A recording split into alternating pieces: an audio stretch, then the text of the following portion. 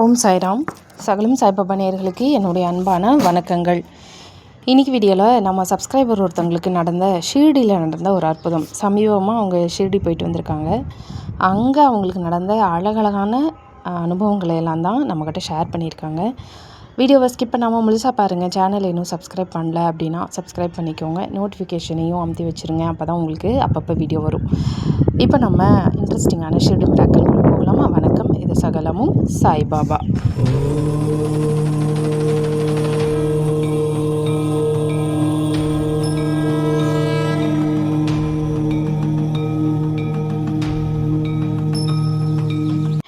சரி, மிராக்கிள்குள்ளே போகிறதுக்கு முன்னாடி ஸ்க்ரீனை பாருங்கள். இந்த பாபா ஒரு வஸ்திரம் போட்டிருக்காரு. இந்த வஸ்திரம் நம்ம சப்ஸ்கிரைபர் ஒருத்தங்க பாபாவுக்கு வாங்கி கொடுத்துருக்காங்க, ஆஃபர் பண்ணியிருக்காங்க. அவங்களோட வஸ்திரம் செலக்ட் ஆயிருச்சு அப்படின்னும் பாபா அதை போட்டுக்கிட்டாரு அப்படின்னும் சந்தோஷமாக என்கிட்ட ஷேர் பண்ணாங்க. அதனால தான் இதை வீடியோவில் வச்சுருக்கேன். சொல்ல போகிற அற்புதம் வேறு ஒரு சப்ஸ்கிரைபரோடது. பட் அதுக்கு முன்னாடி இந்த வீடியோ ஃபுல்லாக சரி இதையே வச்சுக்கலாமே அப்படின்னு எனக்கு தோணுச்சு. அதனால் இதை சொல்கிறேன். எல்லாருக்கும் இந்த பாக்கியம் கிடைக்காது. எல்லாருடைய வஸ்திரமும் செலக்ட் ஆகாது. ஏன் சொல்கிறேன்னா, போன வாட்டி நாங்கள் வாங்கிட்டு போன எந்த வஸ்திரமும் செலக்ட் ஆகவே இல்லை. ஸோ இதை பார்க்கும்போது ஓகே பரவாயில்ல, நல்லா இருக்குது, சந்தோஷமாக இருக்குது அப்படின்ட்டு அதை நான் சந்தோஷமாக இந்த வீடியோலையே யூஸ் பண்ணிக்கிட்டேன் இந்த ஃபோட்டோவை. ஓகே, இப்போ நம்ம மிராக்கிள்குள்ளே போகலாம். நம்ம சப்ஸ்கிரைபர் ஒருத்தங்க காயத்ரின்னு சொல்லிட்டு சமீபமான இப்போ தான் இந்த வீக் தான், லாஸ்ட் வீக் தான் அவங்க ஷீரடி போயிட்டு வந்திருக்காங்க. ஷீரடி போயிட்டு வந்தவங்க வரக்கூட இல்லைங்க. ஷீரடியில் இருக்கவே எனக்கு ஒரு வாய்ஸ் நோட் அனுப்புனாங்க. நான் இப்போ ஷீரடியில் இருக்கேன் அப்படின்னு சொல்லி அவங்க ஒரு வாய்ஸ் நோட் எனக்கு அனுப்புனாங்க.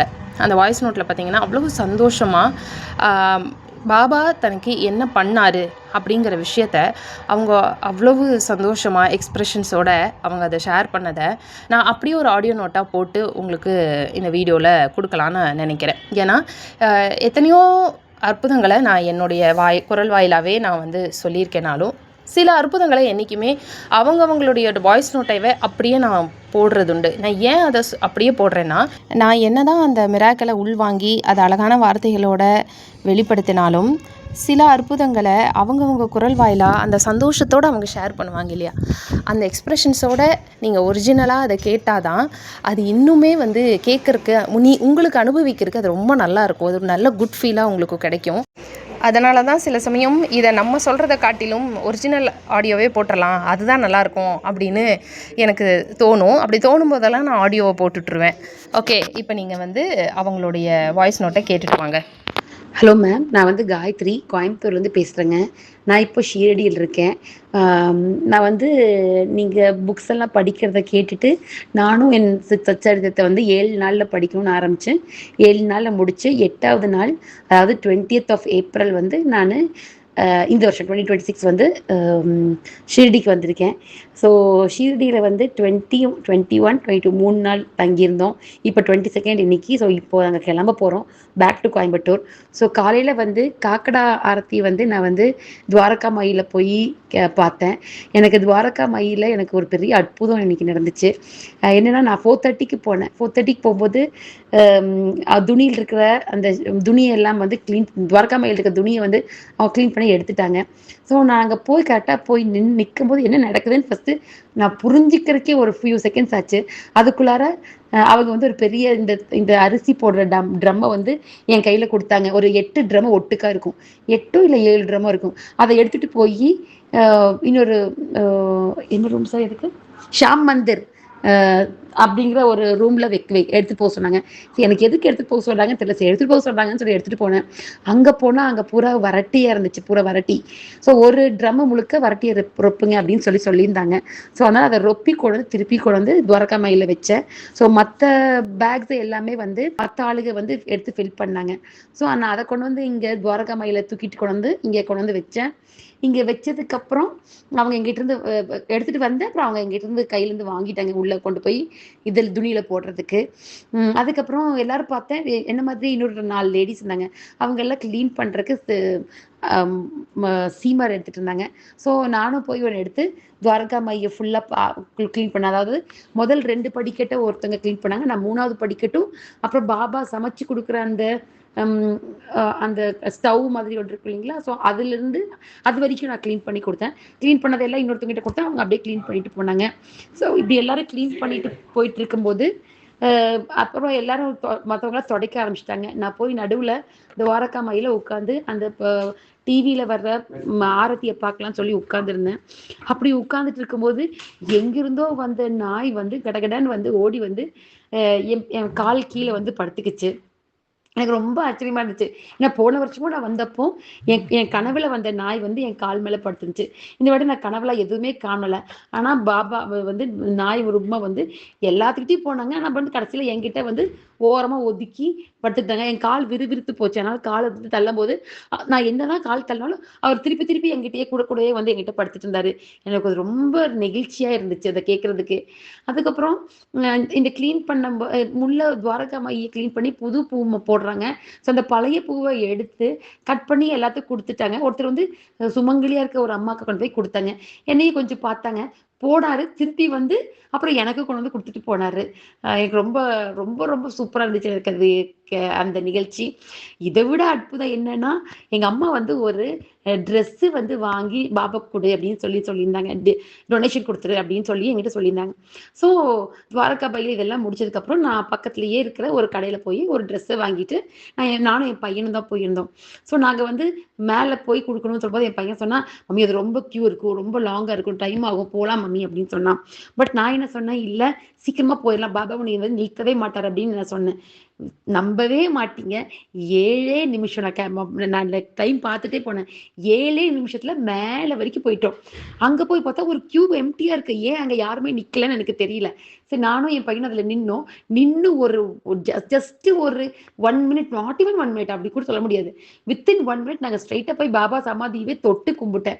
எனக்கு இது வரைக்கும் பாபா கிட்ட போய் சாமி கும்பிட்டுருக்கே தவிர பாபா சமாதி வந்து தொட்டு சாமி கும்பிட்றேன் எனக்கு அதிர்ஷ்டமே கிடைக்கல. பட் இந்த வாட்டி கிடைச்சது.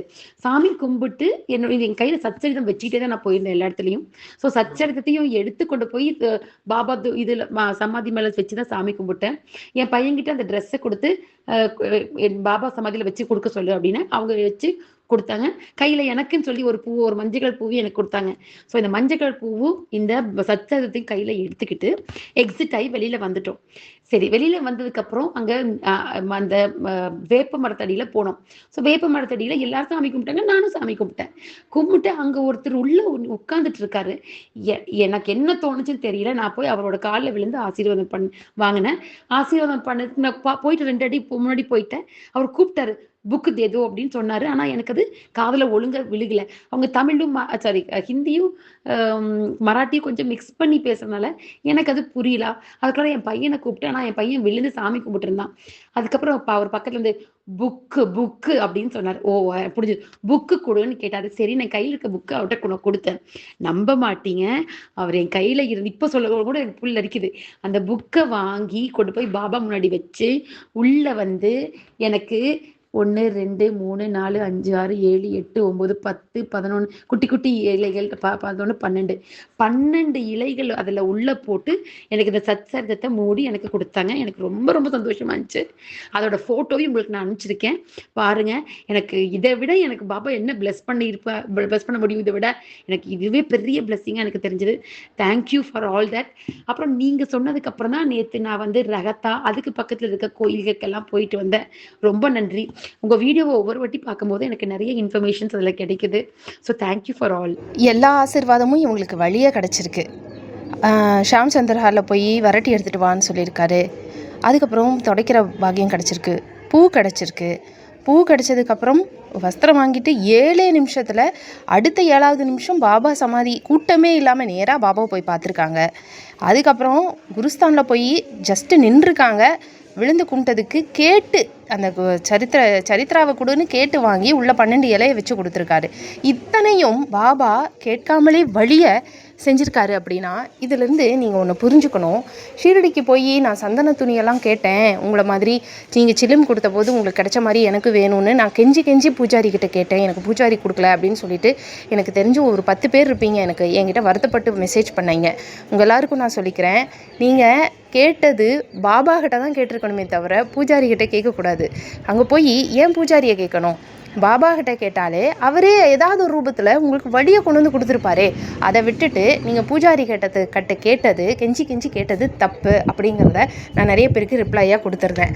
அது மட்டும் இல்லை, நான் இன்னொன்று சொல்கிறேன். எனக்கு குருஸ்தானில் வேப்ப மரத்தடியில் குச்சியை வச்சு நோண்டி அந்த வேப்ப இலையை தேடி நோண்டி எடுப்பாங்க. அதை பார்த்தாலும் எனக்கு பிடிக்காது. ஏன்னா உங்களுக்கு இலை வேணும்னா நீங்கள் பாபா கிட்ட கேட்டால் அது தன்னை போல் உங்கள் கையில் உள்ளங்கையில் வந்து விழுங்க. அதையெல்லாம் யாருமே பண்ணுறதில்ல. இன்றைக்கும் இந்த குருஸ்தானில் பார்த்திங்கன்னா அந்த வேப்ப இலைக்கு அடித்து சண்டை போட்டுக்குவாங்க. இவங்க இவ்வளோ பிரச்சனை வர்றதுனால தான் மேலே வலை போட்டுட்டாங்க. ஆனாலும் அந்த வலைக்குள்ளே இப்போ குச்சியை விட்டு தட்டுறது, அதை கீழே விழ வைக்கிறது, அப்புறம் அடியில் குச்சியை போட்டு நோண்டி படுத்துக்கிட்டே நோண்டுவாங்க. இதெல்லாம் பார்த்தா உண்மையாலுமே எனக்கு பயங்கரமாக கோபம் வரும். ஏன்னா ஏன் நீங்கள் இதெல்லாம் பண்ணுறீங்க? உங்களுக்கு கொடுக்கணும் அப்படின்னு பாபா விருப்பப்பட்டார்னா அவர் தன்னை போல் கொண்டு வந்து கொடுப்பாருங்க. இந்த சகோதரி கொடுத்த மாதிரி எதுவுமே கேட்காமலேயே அந்த புக்கை கொடு அப்படின்னு சத்திரத்தை கேட்டு வாங்கி உள்ள 11 வேப்ப இலையை அவர் வச்சு கொடுக்குறாரு அப்படின்னா நீங்கள் யார்கிட்ட கேட்கணும்? உங்களுக்கு ஒன்று வேணும்னா யார்கிட்ட கேட்கணும்? பூஜாரிகிட்டையோ வேலை செய்கிறவங்ககிட்டையோ போய் அங்கே நீங்கள் பரிந்து நிற்க வேண்டிய அவசியம் இல்லை. நீங்கள் மண்டியிட்டு கேட்க வேண்டியது பாபா கிட்ட தான். அதை மறந்துக்கிட்டு ஏன் அவங்ககிட்டையும் இவங்ககிட்டையும் கேட்கணும்? ஏன் அங்கேயும் இங்கேயும் குச்சியை விட்டு நோண்டணும்? நான் எப்போ குருஸ்தான் போனாலும் எனக்கு அதை பார்த்தாலே பயங்கரமாக கோபம் வரும். எப்போ போனாலும் நான் அந்த காட்சியை பார்ப்பேன். அந்த குச்சியை விட்டு நோண்டிக்கிட்டே இருப்பாங்க அந்த வேப்ப இலைக்காக. அப்படி கிடைக்கிறதுல அப்படி சப்போஸ் உங்களுக்கு வந்து ஒரு குச்சியை விட்டு நீங்கள் நோண்டி உங்களுக்கு இலை கிடச்சிருக்குன்னு வைங்களேன், அந்த மாதிரி இலை கிடைக்கிறது எப்படி நீங்கள் அதை ஆசீர்வாதமாக நினைப்பீங்க? அது ஆசீர்வாதமா? இல்லை இந்த சகோதரிக்கு கேட்டு அந்த புக்கை கொடுன்னு கேட்டு வாங்கி உள்ள 10 இலையை அவர் வச்சு திருப்பி கொடுக்குறாரே, அது ஆசீர்வாதமா? இதில் எதை நீங்கள் ஆசீர்வாதமாக நினைப்பீங்க? என்னை பொறுத்த வரைக்கும் கேட்காமலே கிடைக்கிறது ஆசீர்வாதமாக இருந்தாலும் இந்த சகோதரிக்கு ஏன் அந்த புத்தகத்தை அவர் கேட்டு வாங்கி அந்த புத்தகத்துக்குள்ளே அவர் வச்சு கொடுத்தாரு தெரியுமா? ஏன்னா 7 நாள் பாராயணம் முடிஞ்சு 8வது நாள் இவங்க ஷீரடிக்கு கிளம்பியிருக்காங்க. அந்த பாராயணத்துக்காக கிடைத்த ஆசீர்வாதம் தான் அது. இதை மறந்துடாதீங்க. உங்களுக்கு பிளெஸ்ஸிங்ஸ் வேணுமா? நீங்கள் எதையுமே கேட்க வேண்டாம், சத்சரிதம் படிங்க போதும். மற்றபடி என்ன வேணுமோ பாபா கிட்ட கேளுங்க, வேறு யார்கிட்டையும் கேட்காதீங்க. கேட்காமலே கிடைக்கும் ஆசீர்வாதம் அற்புதமான ஒரு அனுபவம். சத்சரிதம் படித்தால் பாபா கவனிப்பார். அவர் கவனித்தால் இறுதி நாள் கடைசி நாளில் எப்படியும் உங்களுக்கு ஆசீர்வாதம் தருவார், காட்சி கொடுப்பார், தரிசனம் கிடைக்கும்னு சொல்லியிருக்கேன். இந்த சகோதரிக்கு ஷீரடியிலேயே இத்தனை ஆசீர்வாதங்களை அள்ளி கொடுத்துருக்காரு. ஸோ இனிமேல் ஷீரடிக்கு போகிறீங்க அப்படின்னா சந்தன துணி வேணும்னாலும் சரி, இல்லை வேப்பையில வேணும்னாலும் சரி, தீர்த்த வேணும்னாலும் சரி, மனசுக்குள்ளே பாபா கிட்ட சொல்லுங்கள். அங்கே போய் இந்த வாரகாமாயில் நின்று அவர் தர்பாரில் நின்று உங்கள் மனசுக்குள்ளே வேண்டுங்க பாபா கிட்ட, இதெல்லாம் எனக்கு வேணும் பாபா, நீங்கள் தான் எனக்கு தரணும் அப்படின்னு கேட்டு பாருங்கள். நீங்கள் கிளம்பி வர்றதுக்குள்ளே அத்தனையும் உள்ளங்கையில் நெல்லிக்கனியாக இருக்கும். இது சத்தியமாக நடக்கும். ஸோ எப்படி இருந்துச்சு இந்த சகோதரியோட அனுபவம்? எத்தனை ஆசீர்வாதங்கள் அள்ளி கொடுத்துருக்காரு, அதுவும் கேட்காமலே வழிய பண்ணியிருக்காரு அப்படின்னா நீங்கள் கொஞ்சம் யோசிச்சு பாருங்களேன். இதுதான் அந்த மண்ணுடைய மகத்துவம். இப்படி தான் நாம் அவர்கிட்ட எந்த எதிர்பார்ப்பும் இல்லாமல் அவர் பார்க்கணும் அப்படிங்கிற ஒரு எண்ணத்தோட மட்டும்தான் போகணும். இது வந்து அவங்க குரல் வாயிலாக அவங்க சொல்லும்போது கூடவே பயணித்த மாதிரி இருந்ததில் எப்படி இருந்துச்சுன்னு சொல்லிட்டு லைக் பண்ணிவிட்டு ஷேர் பண்ணிவிட்டு கமெண்ட் பண்ணுங்கள். மீண்டும் நம்ம இன்னொரு வீடியோவில் சந்திக்கலாம். நன்றி, வணக்கம். ஸ்ரீ சாயியை பணிக அனைவருக்கும் சாந்தி நிலவட்டும். ஜெய் சாய்ராம்.